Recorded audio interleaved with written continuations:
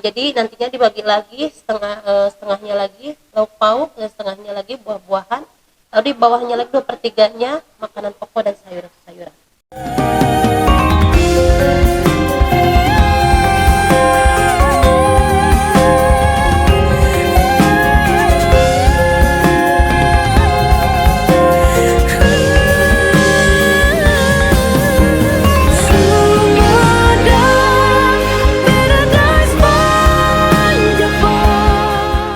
Oke, Assalamualaikum warahmatullahi wabarakatuh.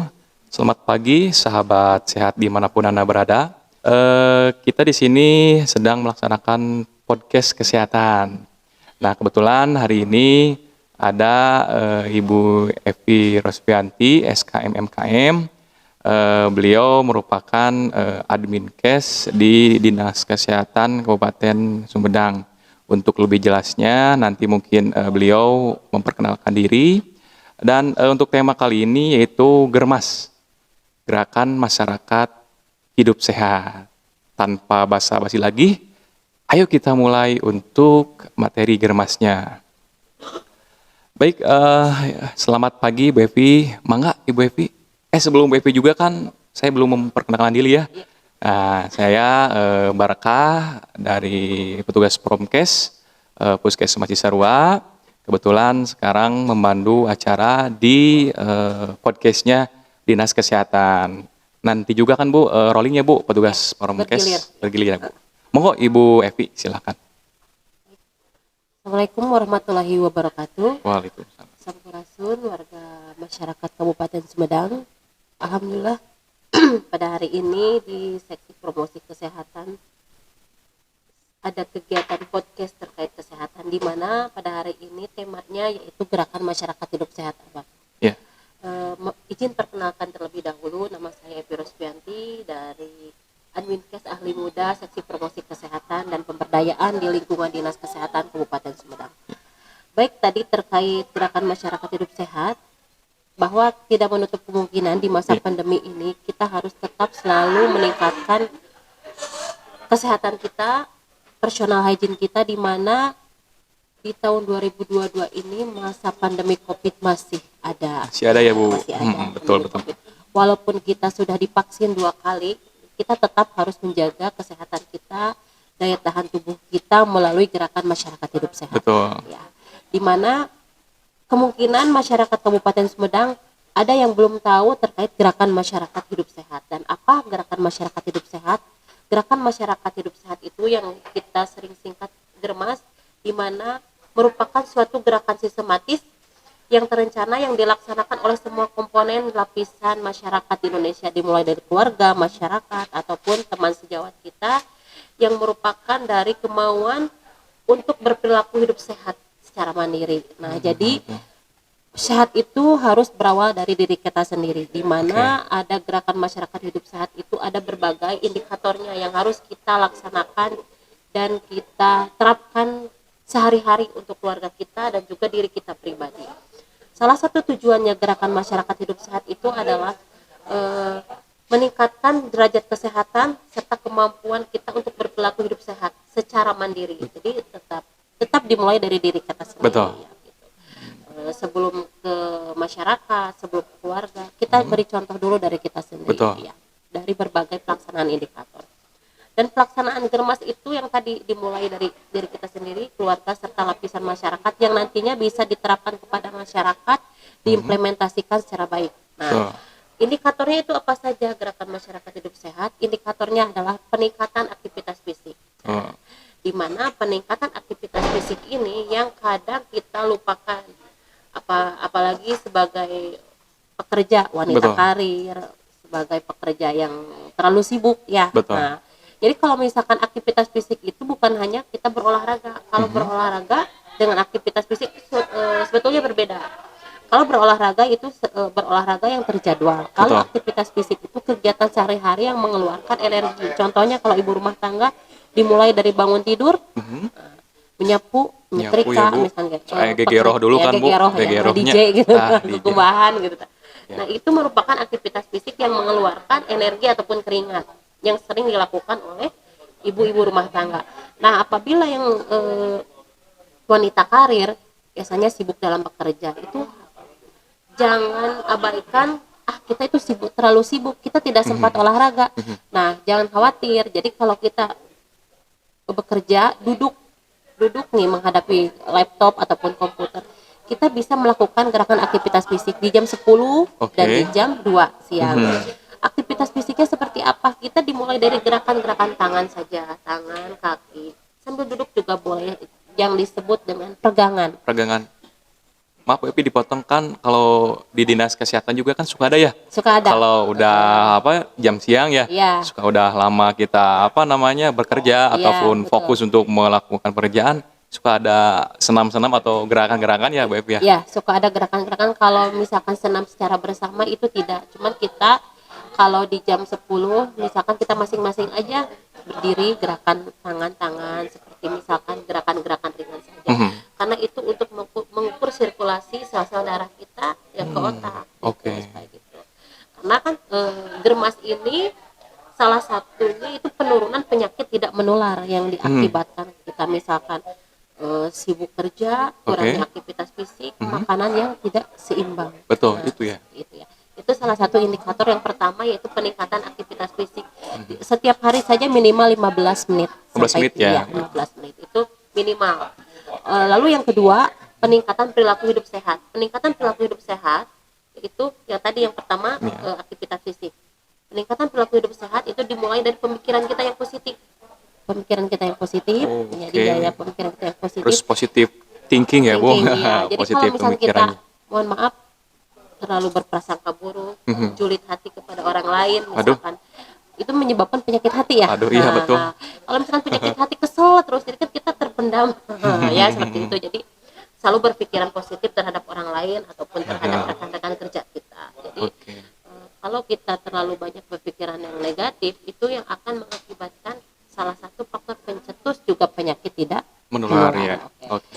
Yang ketiga yaitu konsumsi sayur mayur dan buah-buahan. Oke. Ya, sayur mayur dan buah-buahan, di mana kalau orang Sunda mah tapina kalau misalkan tidak sarapan pakai nasi, nggak sarapan ya, tacan sarapan. Tacan sarapan. Tapi sesuai kesehatan, menurut kesehatan, sarapan itu di pagi hari yang ringan-ringan saja sebetulnya, oleh buah-buahan saja itu sudah cukup. Jadi sehari itu harus ada karbohidrat, protein, sayur-sayuran dan buah-buahan. Selain kita menjaga awet muda dan juga seratnya ya bagus, kalau misalnya kita setiap hari konsumsi terlalu banyak lemak, protein, itu tadi akan mengakibatkan penyakit tidak menular. Contohnya kolesterol, diabetes, jantung dan juga stroke. Jadi porsi menu gizi yang seimbang itu dari isi piringku itu setengah dari satu piring, setengah konsumsi buah dan sayur, setengahnya. Boleh dicatat ya, Ya, teman-teman jadi- ataupun masyarakat sekalian, biar tahu nih proporsi yang sesuai yang dianjurkan oleh kesehatan. Boleh, silakan Bu. Jadi porsi menu gizi yang seimbang, isi piringku itu kan, piring itu kan bulat ya, Barkah Betul, ya. betul. Piring itu bulat. Kita dibagi dulu setengah perhitungannya. Jadi untuk setengah itu untuk sayur mayur dan buah-buahan. Ya, porsi setengah piring. Setengahnya lagi itu 2/3-nya itu untuk makanan pokok, contohnya nasi. Ya. Nah, jadi untuk 1/3-nya lagi untuk lauk pauk dan protein. Jadi tapi biasanya ya orang Sunda mah sanguna semetung ya. Sanguna semetung jika Gunung Tampomas. Belum lagi sayur-sayurannya, lauknya, telurnya Penuh ya, ada Bu, ya? penuh, yaitu Modal barangkali. mudah lah itu orang Sunda mungkin ya, tapi ya kita biasakan sesuaikan dengan isi piringku menu gizi yang seimbang. Tapi ya tidak menutup kemungkinan tadi kalau nggak di Sumedang saja ya, di Hampir seluruh mungkin, Bu. mungkin seperti itu ya porsi Iya. makan. Tacan warak mah terusnya nambahnya. Lepas, selalu, lepas. gitu. Tapi ya tadi menurut Kementerian Kesehatan bahwa kita itu harus sesuai dengan isi piringku yang itu ya, yang rumusnya yang tadi. Oke. Lalu selanjutnya tidak merokok di dalam ruangan, ataupun seharusnya mah tidak merokok Sama sekali kan, sama Bu? sekali tidak merokok kan, tapi ya karena kita sudah bukan dibudayakan, perilakunya kita Betul. ini condong banyak yang merokok, jadi tidak merokok di dalam ruangan. Oke. Kenapa tidak merokok di dalam ruangan? Karena ada dua jenis perokok aktif dan perokok Pasif. pasif. Lebih bahaya mana perokok aktif sama perokok pasif? Perokok, kata orang lain mah Ibu, itu makan lebih bahaya perokok pasif kan Bu? pasif daripada perokok Aktif. aktif. Karena apa? Karena apa Bu? Karena kalau misalkan perokok pasif itu orang yang tidak sering menghisap Rokok. Apa? rokok, zat-zat yang Ya. ada di dalam rokok itu ada apa aja. Aditif ya Bu? Terus Ada nikotin dan nikotin. sebagainya.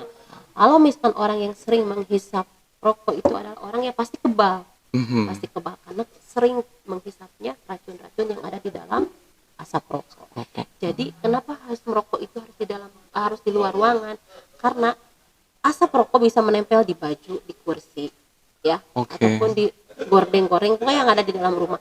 Sehingga asap-asap rokok itu yang menempel bisa mengakibatkan penyakit pneumonia apalagi terhadap anak. Anak ya, Ya, yang punya itu. anak kecil ya Bu? Iya, itu yang riskannya terhadap anak kecil. Iya. Jangankan anak kecil, orang dewasa saja kalau misalnya tidak biasa menghisap Bersih ya, rokok ya, ataupun rumah tidak ini ya. betul. Menghisap rokok aja suka gatal ya, bersin-bersin ataupun Iya. ngap lah lamun cek orang Sunda Iya, banyak iya. ngap. Apalagi ngarokona di angkot. Nah, sok Wah, kumaha di iya. angkot. Angkot pinu aya bapak-bapak nu ngarokok, apa yang terjadi? Kita sudah menjolimi banyak orang mungkin ya. Kalau misalnya mau merokok sajalah. Jangan ada orang-orang yang kita cintai, contohnya anak kecil, istri Iya. gitu. Jadi merokoklah di luar ruangan yang sirkulasi udaranya bagus, oksigennya bagus Iya. gitu. Jadi si asapnya tidak menyebar kepada orang lain dan tidak mengakibatkan penyakit di dalam rumah Rumah. gitu ya. Jadi kita di sini tidak menekankan untuk berhenti merokok. Betul. Karena untuk berhenti merokok itu sangat susah Iya. ya. Perilaku ya Bu Perilaku urusannya ya. itu kepada perilaku. Coba kalau misalkan suami istri melarang suaminya untuk merokok, nanti terjadi peperangan dalam keluarga ya, kasihan terhadap istrinya Iya. nanti nggak di Serius. Beng-beng deh Bu. brong ya. Yang terpenting ada kesadaran dari suaminya ataupun keluarga yang merokok di luar ruangan saja. Oke. Itu seperti itu. Lalu yang selanjutnya tadi merokok sudah, aktivitas fisik sudah. Nah, cek kesehatan secara rutin. Rutin ya Bu. Iya. Jadi kita kunjungan ke puskesmas itu tidak hanya untuk orang sakit saja, Barka. Iya. Nah, jadi nanti nih ke puskesmas, jadi di puskesmas itu bukan hanya untuk kunjungan orang sakit, kita pun yang sehat boleh nggak untuk konsul saja? Boleh. Boleh ya Bu. Hanya untuk konseling boleh, untuk yang di tensi kok tenanawan, karena yang ditakutkan itu ketika kita menderita hipertensi, ada saya mah 200 sekian telir. Iya. Jadi yang tadi diperiksa justru itu yang salah. Gak ke kontrol ya Bu Tidak justru. terkontrol. Betul. Ya kenapa sekarang banyak orang-orang yang ketika sedang beraktivitas tiba-tiba pingsan lalu meninggal?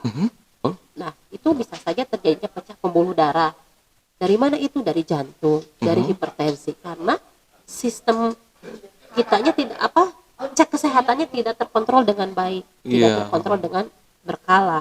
Harusnya itu sebulan itulah ada 2 kali kita cek Iya. kesehatan kepada puskesmas. Apalagi kalau kita tahu nih kita punya penyakit kolesterol, jantung, hipertensi.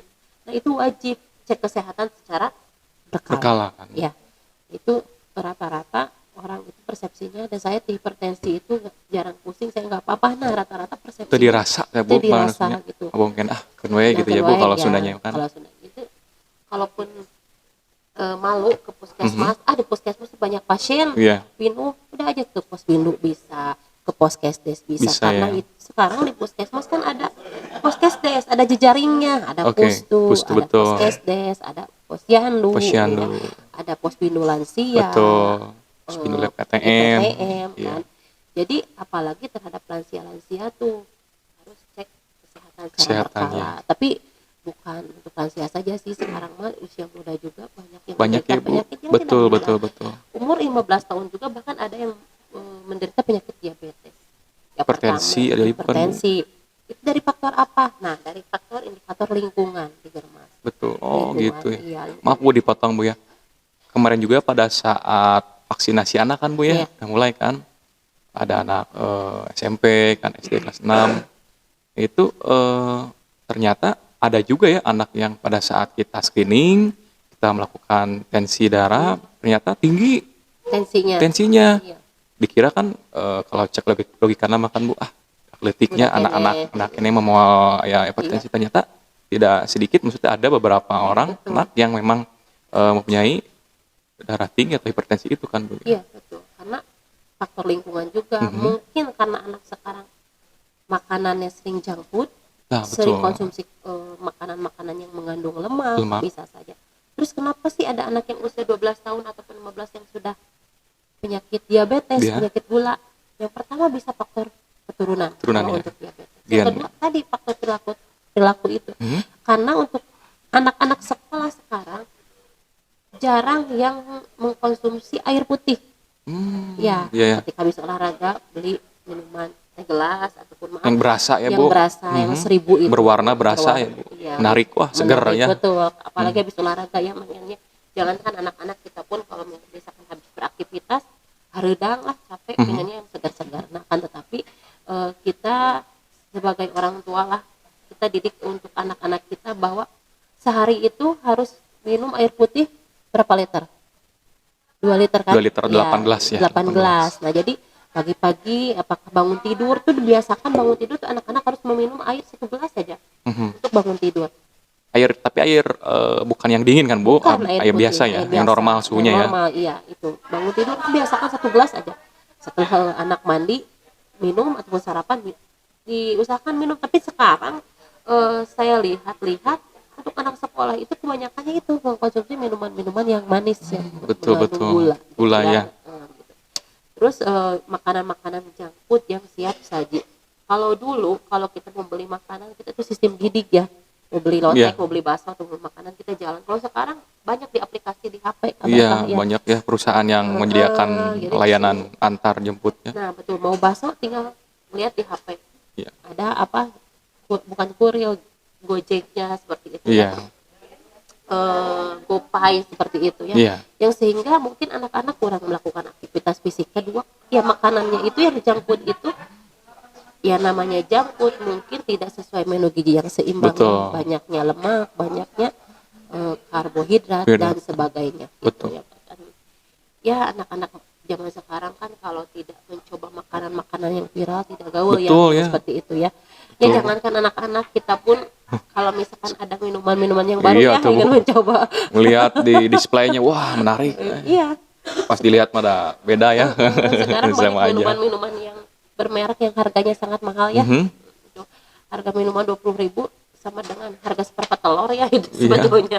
Tapi nggak apa-apa lah. Kita sekali-kali boleh. Terpenting kita apalagi di masa pandemi Covid ini kita imunitas kita harus terjaga, pikiran kita itu harus terkontrol dengan baik dan terakhir kelola stres dengan baik. Kalaupun kita banyak masalah, kelolalah stres dengan baik. Tidak menutup kemungkinan lagi bahwa semua individu kita mempunyai masalah. Betul. Nah, tapi masalah itu akan dibawa kemana oleh kita? Kalau misalkan masalah itu di pikiran terus, apa yang terjadi? Pola makan kita tidak teratur. Betul nggak? Betul. Ya, yang mengakibatkan apa? Penyakit mah contohnya, penyakit yang tadi penyakit tidak menular lainnya. Jadi yang paling utama adalah kelola stres dengan baik dalam Ya. pelaksanaan gerakan masyarakat hidup sehat. Oke. Aduh, sekarang masa pandemi isianku Covid. Sebetulnya dulu kita di awal-awal Covid kita ngedengar Covid takut ya, Betul. ya. Bahkan kita tuh bersalaman juga takut. Nah, sekarang kita berpikir positif walaupun ada Covid sekarang sudah berdampingan dengan kita. Betul. Kalaupun kita sudah divaksin tetap protokol kesehatan. Terus yang tadi protokol kesehatan itu selalu mencuci tangan pakai sabun di air yang mengalir. Yang kedua, kalaupun kita kemana-mana sediakan hand sanitizer. Di tas ada hand sanitizer. Terus selanjutnya kalau saya itu di tas ada hand sanitizer, ada tisu basah. Tisu basah ya, Bu? Tisu basah. Karena awal mula penyakit itu biasanya berawal dari Tangan. Betul. ya anak-anak tipes itu bisa dari tangan, anak-anak diare bisa dari tangan. Itu awal mula penyakit biasanya dari tangan. Rata-rata itu ada virus kuman ada di tangan. Jadi di masa pandemi Covid ini walaupun kita sudah divaksin tetap kita harus melaksanakan gerakan masyarakat hidup sehat. Ya, jadi yang difokuskan oleh Kementerian Kesehatan 3 untuk mencapai indikator kesehatan derajat masyarakat secara mandiri untuk berperilaku hidup bersih dan sehat itu 3 yang dari indikator yang tadi yang banyak. Yang pertama aktivitas fisik, yang kedua konsumsi sayur mayur dan buah-buahan, yang ketiga tidak merokok. Ya. Tidak merokok. Coba kita tidak disadari kalau merokok itu sekarang tidak merasa tidak apa-apa, tetapi aset untuk di masa depan. Depannya. Paru-paru kakeum ku cairan. Kayaknya ada kabut katanya ya, kabut, di paru-parunya. pembengkakan jantung, Jantung. gitu ya. Maaf ya bagi para merokok ya, kalau yang sudah merokok nggak apa-apa lah ya, tapi kurangin saja lah, karena Betul. untuk merubah perilaku dari yang suka merokok menjadi berhenti merokok sangat susah. Betul. Perlu kita ketahui, untuk perilaku hidup bersih dan sehat, hasil yang tidak merokok di dalam ruangan itu 43,6% di Persennya. Kabupaten Sumedang. Jadi masih banyak 50 lebih ya. Iya betul.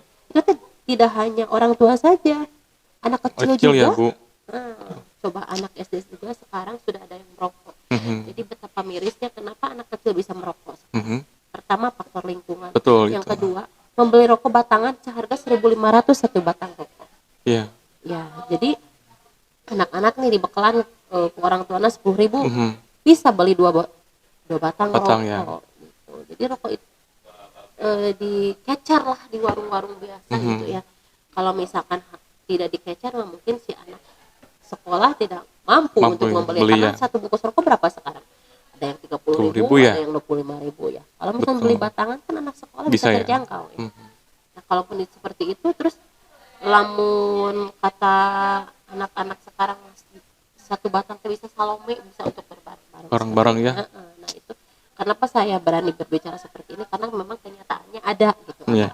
Nah itu mungkin dari Dinas Kesehatan menekankan sekali lagi, ayo kita sama-sama budayakan gerakan masyarakat hidup sehat melalui indikator-indikator tadi, aktivitas fisik, konsumsi sayur mayur dan gizi yang seimbang, tidak merokok di dalam ruangan, kelola stres dengan baik, dan yang terakhir faktor lingkungan ya, itu yang harus kita jaga. Lingkungan tuh rumah sehat, lingkungan kita bergaul ya, banyaklah pendukungnya seperti itu. Jadi intinya gerakan masyarakat hidup sehat adalah merupakan satu gerakan sistematis yang dilakukan oleh semua komponen lapisan di Indonesia, lapisan masyarakat lah. Tujuannya untuk meningkatkan derajat kesehatan secara mandiri kan. merubah perilaku yang tidak sehat menjadi sehat. Apalagi di masa pandemi COVID seperti ini. Itu inti dari gerakan masyarakat hidup sehat.